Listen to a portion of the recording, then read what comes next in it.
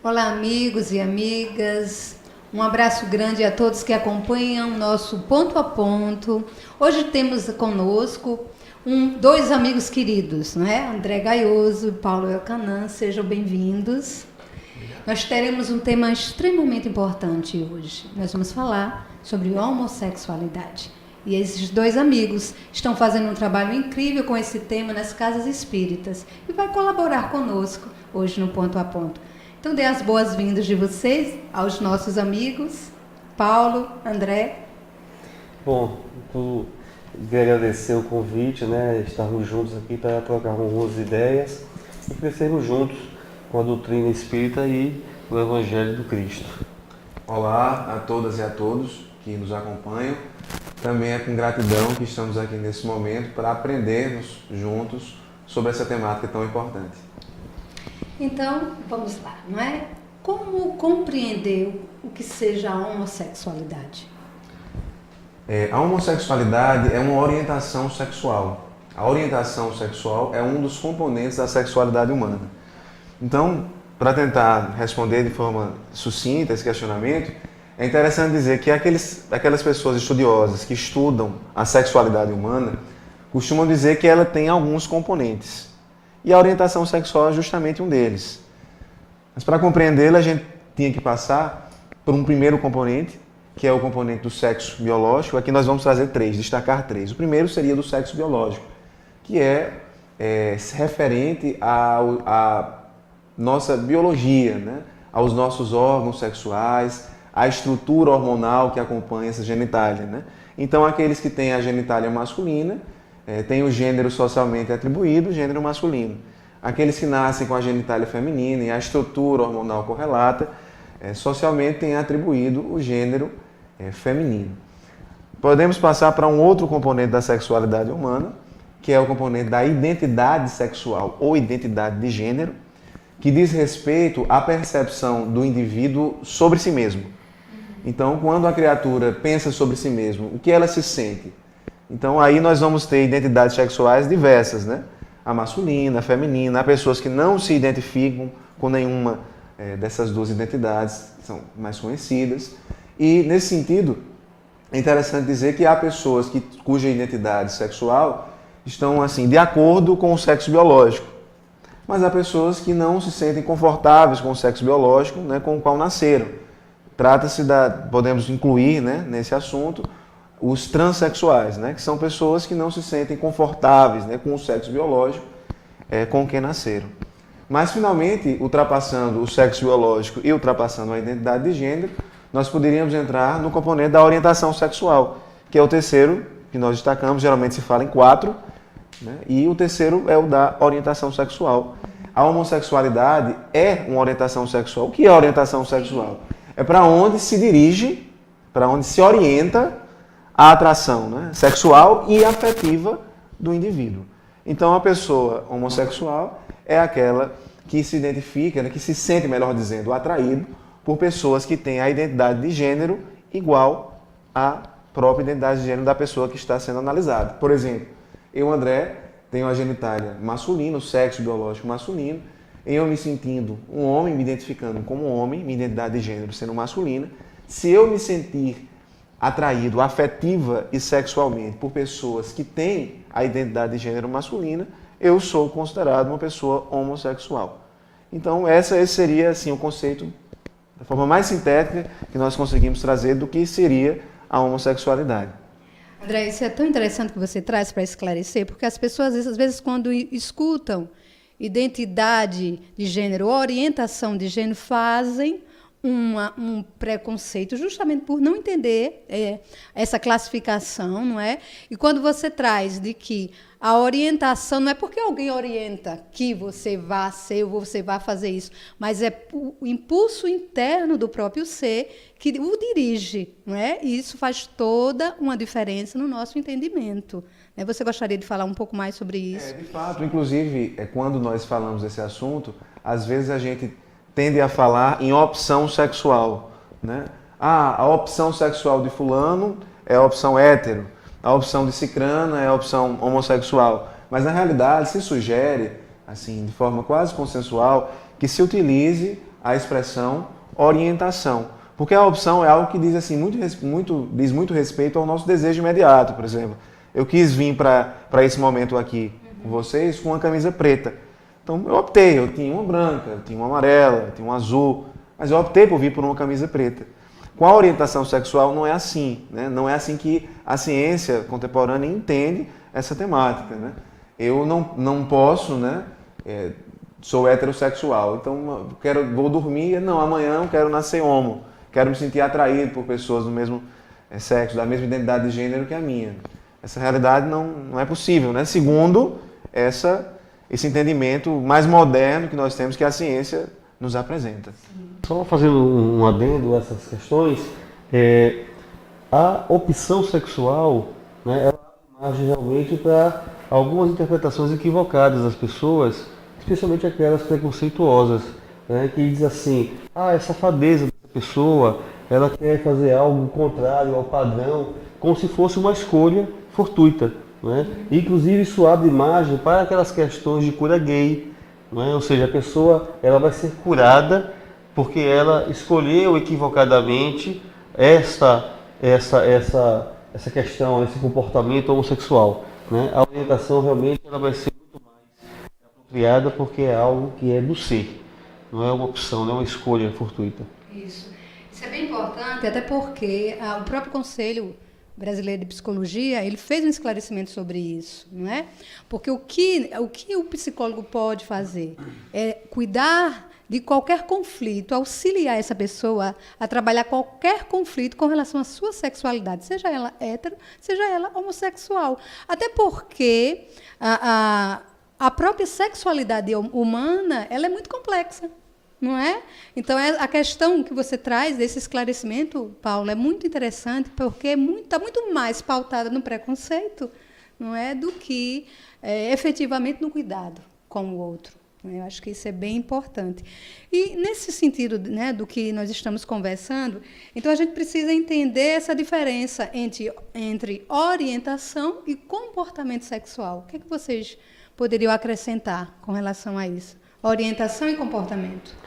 Porque na vida a gente pode passar por algumas circunstâncias em que a gente vai ter o comportamento, ou seja, ter, por exemplo, o ato sexual com alguém da mesma identidade de gênero que a sua, mas por questões mesmo de circunstâncias, e não por ser um homossexual no sentido de ter orientação homossexual, né? Um exemplo clássico que se utiliza muito é o homem que vai para a guerra.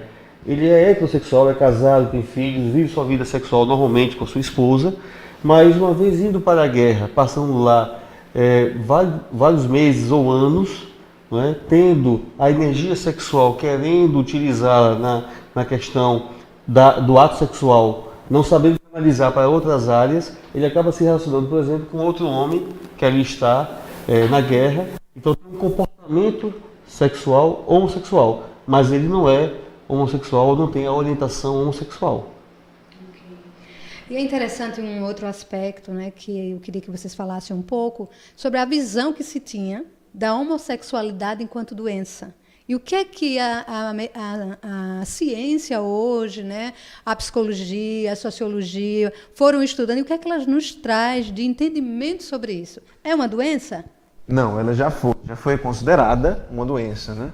Desde a década de 40, ela passou a ser incluída nos CIDs, né, que é a Classificação Internacional de Doenças, que é um documento publicado pela Organização Mundial de Saúde, braço da ONU, Organização das Nações Unidas, e ela já foi considerada uma doença, à época em que ela era muito comumente conhecida como homossexualismo, era chamada de homossexualismo. Desde a década de 70, esse entendimento foi alterado paulatinamente. Alguns órgãos começaram, conselhos de psicologia, de psiquiatria, foram alterando, melhor dizendo, aos poucos esse entendimento, até que chegamos na culminância em 17 de maio de 90, a Organização Mundial da Saúde retirou o chamado homossexualismo, né, do seu catálogo de doenças. Então, hoje, ela não é mais considerada uma doença. Inclusive, é um movimento que aconteceu com a homossexualidade e hoje vem acontecendo com a transexualidade, né?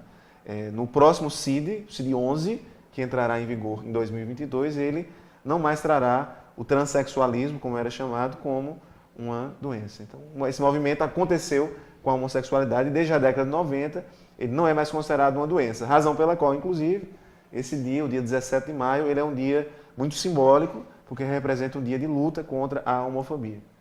E aí, voltando ao que a gente tinha falado anteriormente, saindo pelo entendimento do próprio comportamento humano, do código, né, do CID-10, de doença, não se poderia curar algo que não é doença. Então, é uma coisa sem a mínima lógica, né? Isso fica bem importante de ser esclarecido.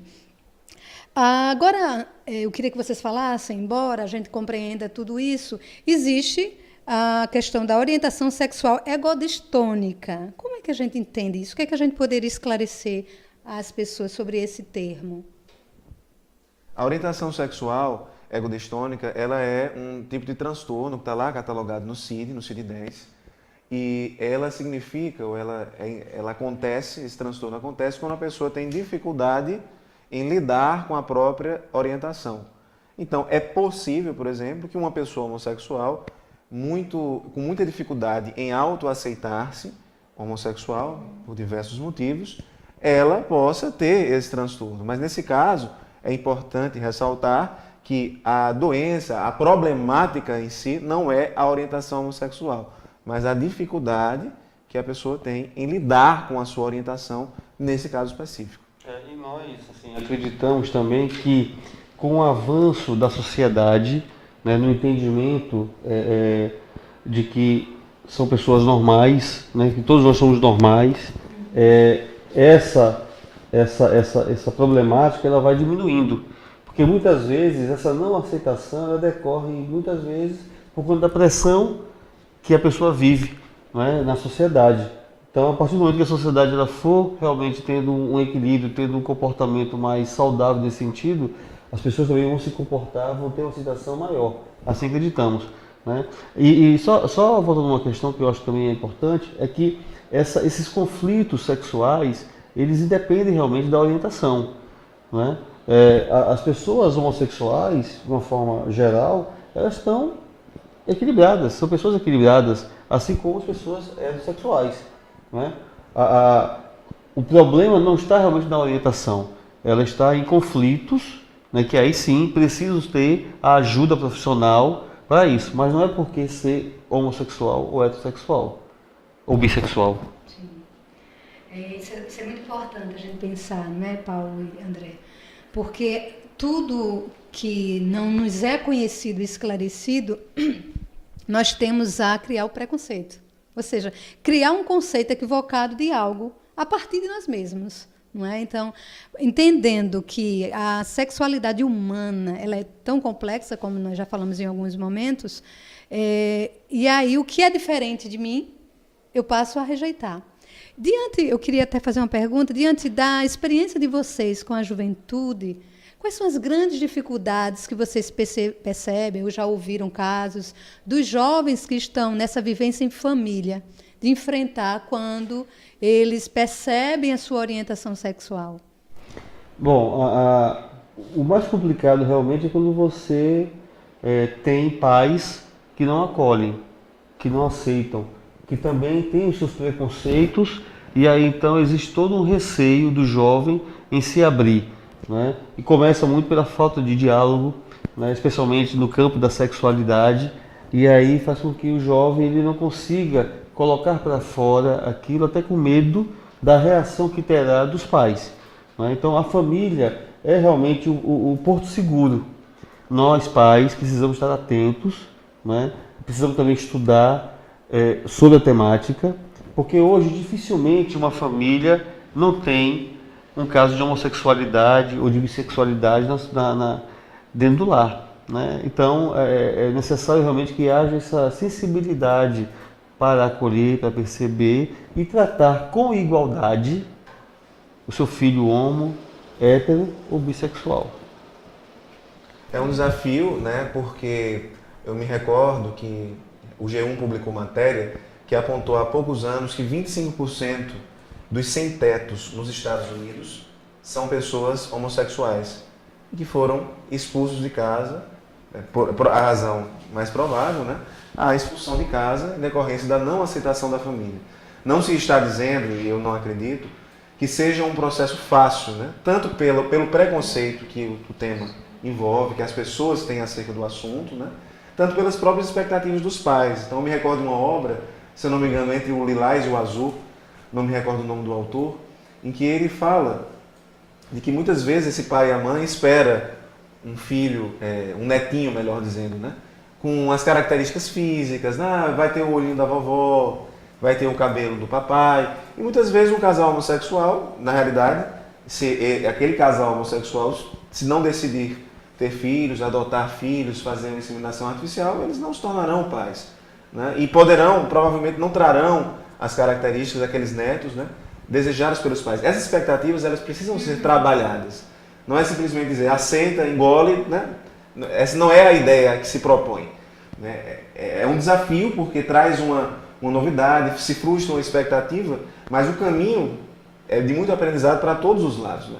Aqueles pais, a família deve compreender que os seus filhos eles têm a liberdade, né, para vivenciar a sua orientação e que o mais importante talvez não seja, ou melhor dizendo, não é a orientação que aquele filho tem e a vivência que ele decide ter, mas os caracteres daquela pessoa, né? O quão boa aquela pessoa será. Quando a gente coloca a temática nessa direção, acho que as coisas ficam mais suaves, né? Se tornam mais amenas. Sim.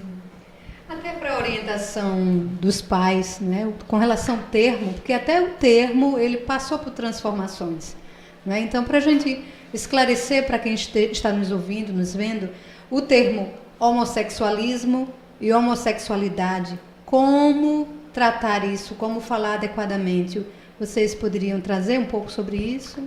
A gente, considerando que o termo homossexualismo era utilizado à época em que a homossexualidade era considerada uma doença, né, que o próprio sufixo ismo, uma dos seus significados é patologia, então a gente considera que, como esse nome carrega ainda um conceito de doença, que a gente deve evitá-lo, né? Porque aquela pessoa que recebe, que é homossexual e escuta, vem toda aquela carga de doença que já foi riscada da tabela, né? Dos códigos de doença. Então, homossexualidade é, no nosso entender, o termo mais adequado a ser utilizado.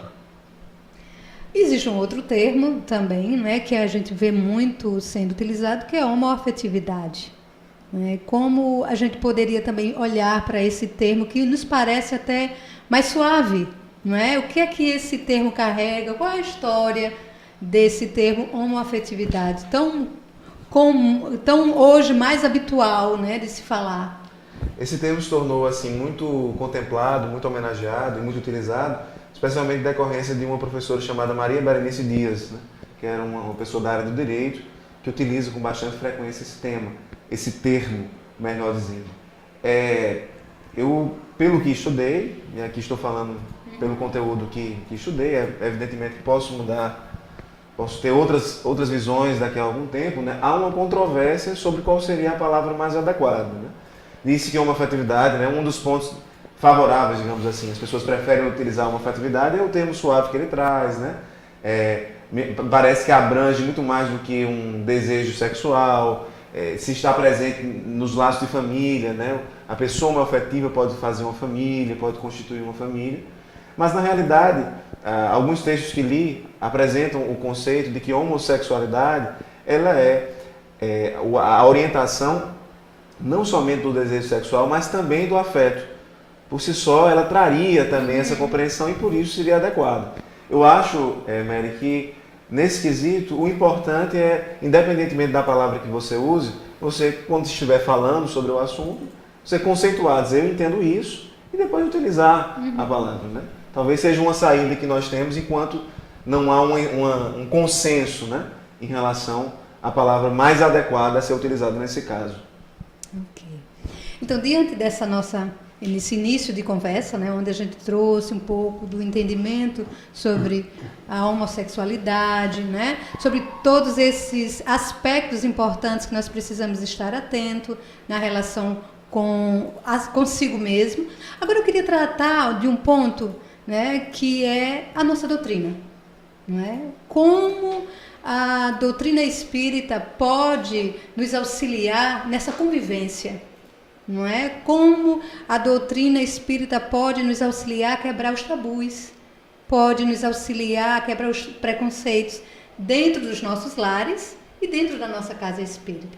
Então a pergunta: há preconceito no movimento espírita? Bom, a gente precisa primeiro compreender que o movimento espírita ele é formado por pessoas que vivem na nossa sociedade brasileira, né? A gente focando só aqui no nosso Brasil. E a sociedade brasileira é muito preconceituosa, né? Portanto, isso também atinge o movimento espírita. A doutrina espírita é uma doutrina consoladora, acolhedora, é uma doutrina que nos traz uma abertura maior de visão de mundo e através da reencarnação, do mundo espiritual, a gente tem uma capacidade de melhor compreender os fenômenos que, quando olhados tão somente do ponto de vista material, a gente não consegue compreender, não encontrar respostas, né? Então, assim, existe sim o preconceito, né? E a gente precisa trabalhar muito a temática nas casas espíritas, estudando a temática, porque, como você bem disse, né, assim, a origem dos preconceitos está exatamente na ignorância, né? No fato de ignorar aquela questão. Então a gente precisa desvendar, precisa conhecer, para que esse preconceito vá diminuindo, né? E a gente possa, nas casas, acolher os irmãos homossexuais, heterossexuais, bissexuais, da mesma forma. Vou trazer aqui uma questão para a gente conversar. No Livro dos Espíritos, na questão 202, Kardec pergunta, é o capítulo 4, que fala da pluralidade das existências. E ele diz: quando errante, que prefere o espírito? Encarnar no corpo de um homem ou no de uma mulher? Eu vou ler a resposta e a gente comenta, tá bom? Isso pouco lhe importa. O que guia na escolha são as provas por que haja de passar.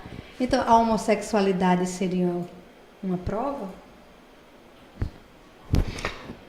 Olha, a Emmanuel, no livro Vida e Sexo, que é um livro publicado no ano de 1970, psicografia de Chico Xavier, ele vai trazer informações muito importantes e confortadoras, né, acerca da temática. Vai falar da sexualidade de uma forma geral e vai dedicar um capítulo à homossexualidade, capítulo 21, se eu não me engano. E lá ele vai sempre trazer a questão da homossexualidade como uma prova, uma experiência, né? E nós, enquanto sociedade, precisamos compreender que a homossexualidade ela não é uma prova apenas para o homossexual, é para a sociedade de uma forma geral, porque a gente precisa aprender a lidar com as diferenças, com a diversidade, respeitando, e isso faz parte, vamos dizer assim, das provas pelas quais a sociedade precisa passar, né? Então, muitos de nós não têm passado no teste, né? Tem sido violento, então a gente precisa repensar isso aí, porque de fato nós somos muito mais do que um corpo físico, né? Por exemplo, quando uma pessoa machista ouve essa pergunta, né, ele às vezes, eu acho que ele se arrepia, ele tem calafrio, né? Porque na verdade nós vamos ter experiências, ora no corpo feminino, ora no corpo masculino, porque faz parte da evolução do espírito. Somos espíritos imortais ocupando temporariamente um corpo físico. Interessante. Então a gente poderia dizer que a reencarnação, ela destrói qualquer preconceito.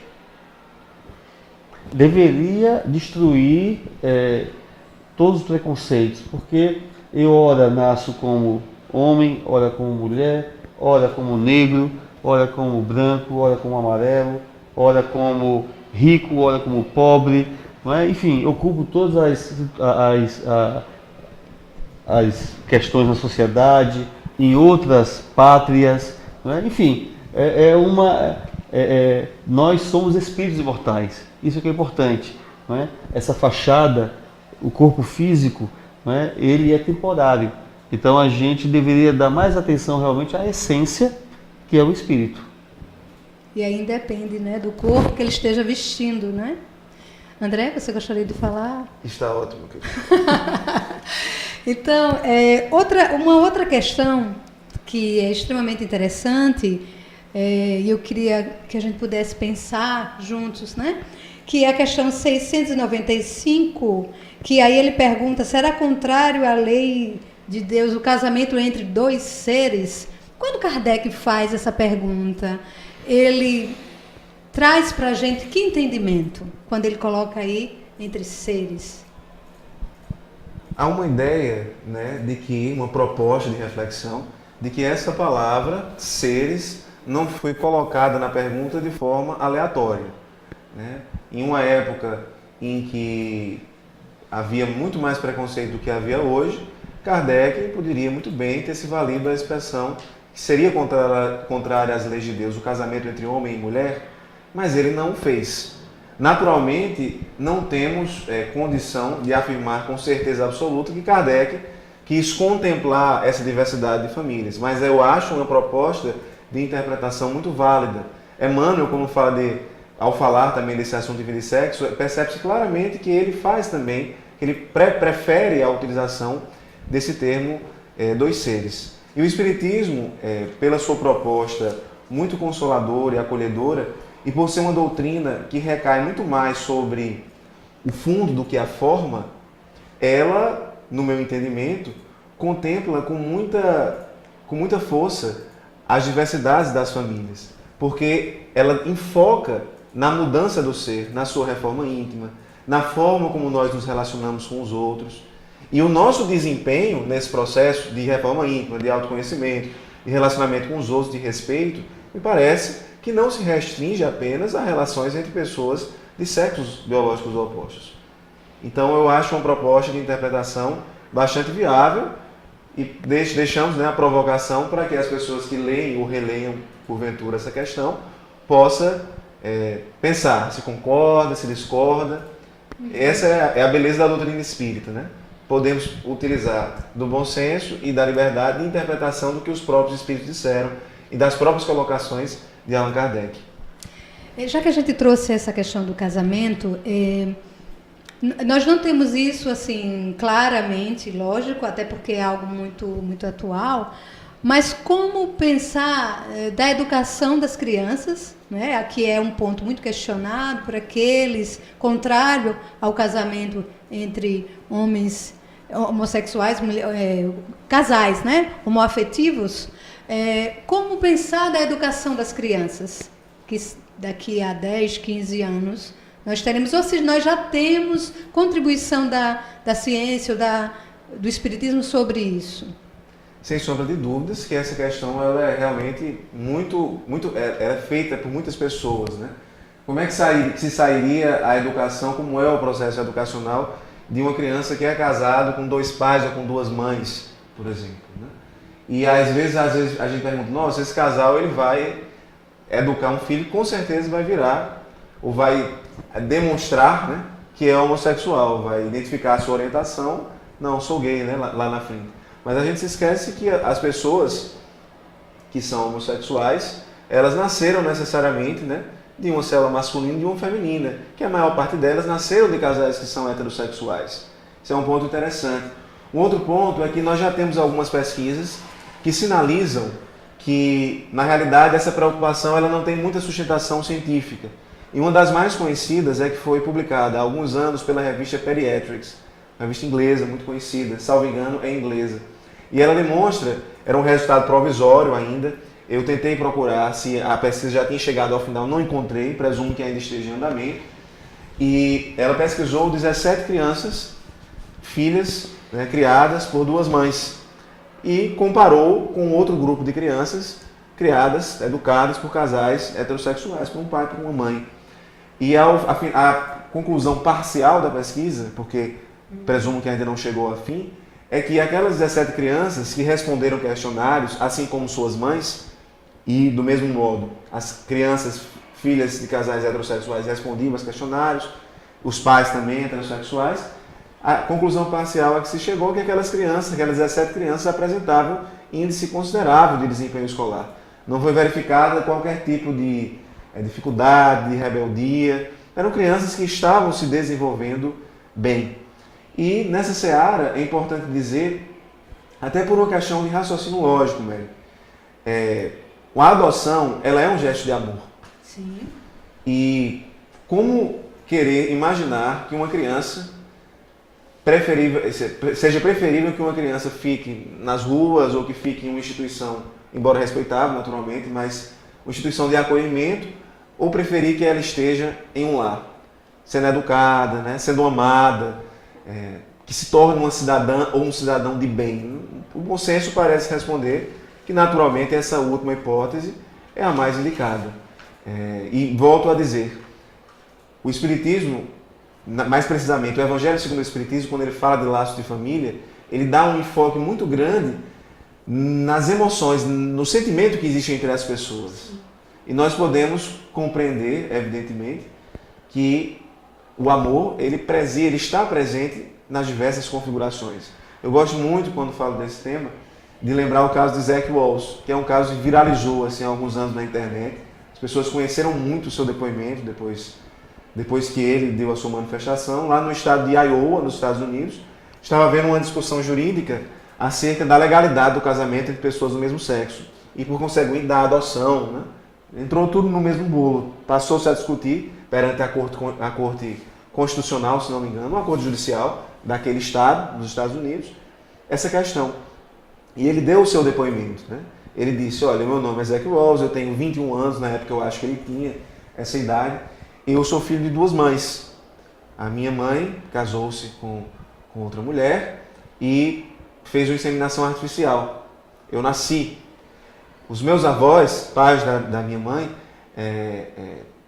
eles não aceitaram, não quiseram nem me conhecer.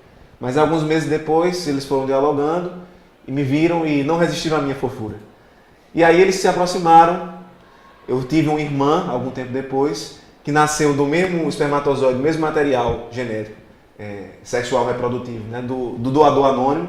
Então eu posso dizer que nós somos, eu e minha irmã, 100% irmãs, o que é muito legal. Ele diz isso. E eu quero dizer a vocês que estão aqui na corte que nós somos uma família, inclusive independentemente do que vocês decidirem, porque nós passamos nossos momentos juntos, nós vamos à igreja, nós passamos pelos momentos de alegria, pelos momentos de dificuldade também. Isso é o que faz uma família. Eu tenho 21 anos, eu já fui aprovado em uma universidade pública aqui nos Estados Unidos, melhor dizendo, em uma universidade renomada aqui nos Estados Unidos. Eu sou escoteiro, eu já tenho meu próprio negócio e eu tenho certeza, excelência, que se eu fosse seu filho, você teria muito orgulho de mim. E eu quero concluir, ele prosseguiu, dizendo que aqui, nessa corte, muitas pessoas podem chegar para dizer que casais homossexuais, né, duas mães, dois pais, não podem criar filhos, não vão criar filhos com sucesso. E eu venho acrescentar, eu venho pontuar que eu sou filho de duas mães e ninguém nunca chegou para mim e perguntou isso. Ninguém nunca percebeu. Porque a orientação sexual de minhas mães não tem nada a ver com o meu caráter. Que lindo, não é?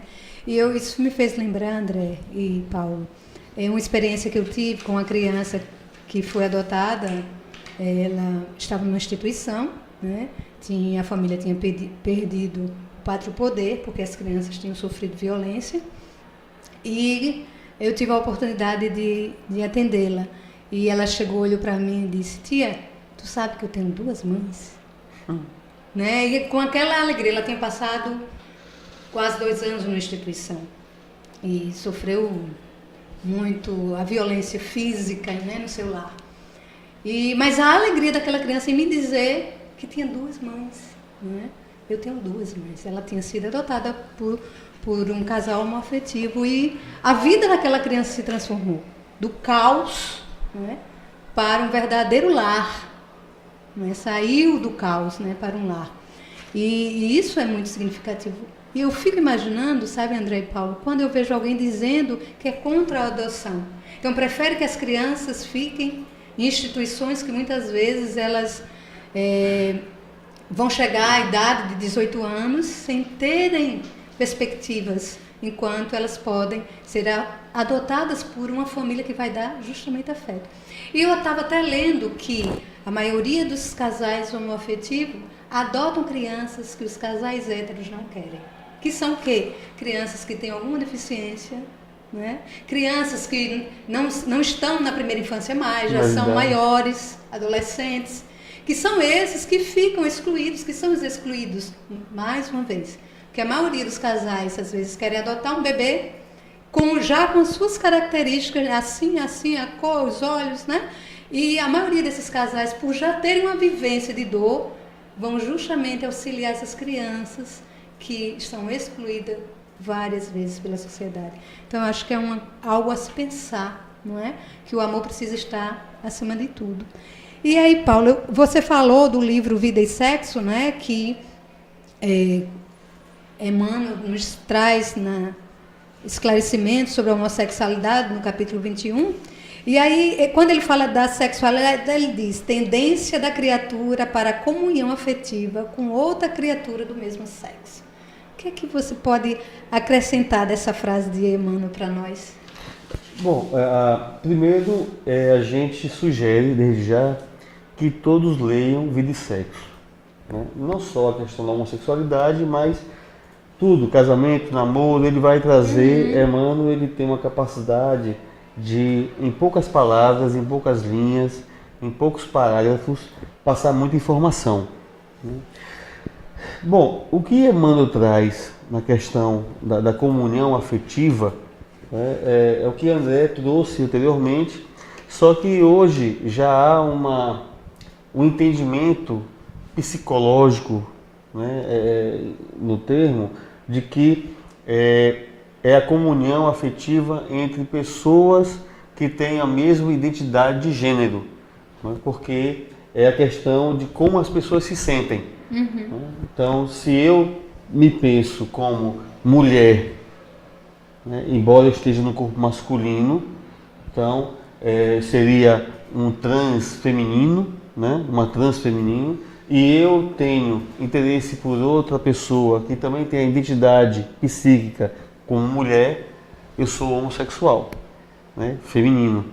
Então, a Emmanuel ele já trazia os conceitos. Na verdade, a Emmanuel está muito na frente, né? Se a gente for, né, ir para trás aí 50 anos, vai estar fazendo agora, em 2020, esse livro, né? Vai fazer 50 anos já, Emmanuel já está bem na frente, né? Mas o principal mesmo que Emmanuel traz aí nesse livro é a questão da igualdade. Sim. A igualdade de condições que as pessoas têm, a necessidade de educação sexual, independentemente da sua orientação, que nós, pais, nós, sociedade, devemos dar às criaturas. Porque é o campo da sexualidade que é um campo em que a maioria de nós cai, né? As quedas são muito fortes nesse campo da sexualidade, né? Traições e por aí vai.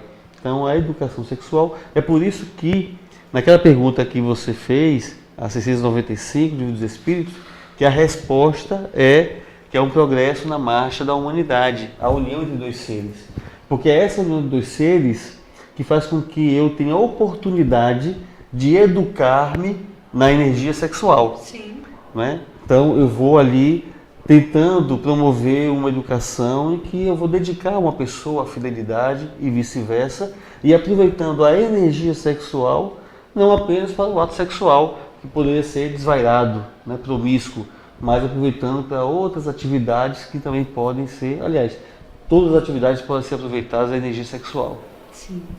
Então, como então nós podemos acolher, né, as pessoas que chegam à nossa casa espírita? Como precisa ser a nossa conduta? Quais os cuidados que a gente precisa ter enquanto espírita, não é? Na nossa atividade com a doutrina, acho que não só dentro da casa espírita, né, mas em qualquer lugar, mas falando do trabalho em si, nós precisamos do quê para realmente sermos acolhedores, fazer. Eu acho que, em primeiro lugar, compreender que são pessoas. o homossexual, o heterossexual, o bissexual são pessoas. Bate à porta de um centro espírita é alguém que busca conhecer, é alguém que busca sentir-se melhor, é alguém que busca ser acolhido. Então, a tarefa dos trabalhadores espíritas, assim entendo, é a de receber essas pessoas, as homossexuais, as bi, e dar, como Paulo disse, baseado em Emmanuel, o mesmo tratamento de igualdade. E uma das formas que eu entendo que esse acolhimento é a informação. A leitura dessas obras que Paulo recomendou, das obras básicas do Espiritismo, que vão fazer com que nós superemos o nosso preconceito. Às vezes, Mary, uma medida simples, como por exemplo, ao invés de chamar homossexualismo, chamar homossexualidade, por exemplo, ou homoafetividade, para quem entende que essa palavra é mais adequada. Essa palavra homossexualismo, ela está do ponto de vista gramatical correto. Se consultarmos, pelo menos a última vez que havia consultado o VOLP, vocabulário ortográfico da língua portuguesa, essa palavra constava ali, está correta. Mas do ponto de vista social, evitar o uso desse termo faz uma grande diferença para a pessoa que escuta.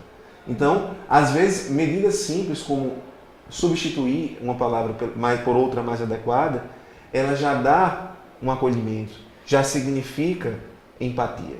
Então, uma outra ideia também interessante no acolhimento e que diz respeito a essa informação é revisitar alguns textos espíritas que ficaram consagrados, que ficaram assim muito impregnados no nosso movimento, como textos que afirmam que a homossexualidade, ela é o homossexualismo, a homossexualidade, não me lembro como estava no livro, ela é um desvio patológico. Então, há obras escritas na década de 70 que apontam nessa direção.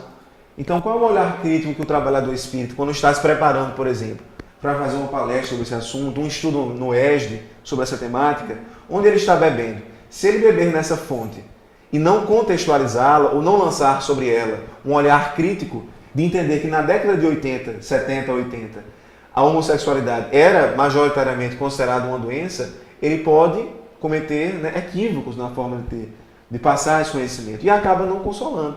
Porque você imagina, uma pessoa, o Brasil tem níveis alarmantes de violência contra pessoas homossexuais. Ele já ocupou, inclusive, o primeiro lugar mundial em violência contra pessoas homossexuais. E olha que aqui a relação homossexual não é crime nem tem pena de morte, como em alguns países. Mas temos um grau de violência incontida muito grande em relação a pessoas homossexuais. Imagina uma pessoa dessa chegar na casa espírita, onde ela imagina encontrar acolhimento e consolação, como deve ser, porque essa é uma das características mais marcantes e talvez a mais importante do espiritismo, acolher, esclarecer e acolher. Imagina ela escutando isso.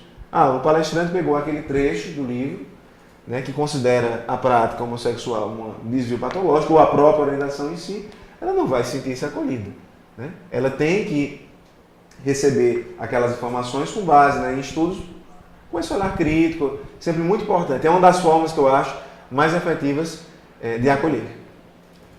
Paulo, gostaria de trazer, na sua experiência também com a juventude? Na verdade, a questão do acolhimento não é favor nenhum que é feito a uma pessoa homossexual. Nós precisamos efetivamente nos comportarmos e termos essas questões como naturais. Então, inclusive, o homossexual não tem nenhum impedimento de fazer alguma atividade da casa espírita. A orientação sexual não deve ser em nenhum momento parâmetro para que você possa fazer isto ou aquilo. As pessoas são normais, pode aplicar passe, pode estar na reunião mediúnica, pode estar na evangelização, não tem problema nenhum. Os critérios, na verdade, devem ser outros. A gente precisa verificar realmente o comportamento das pessoas, o comportamento ético, moral.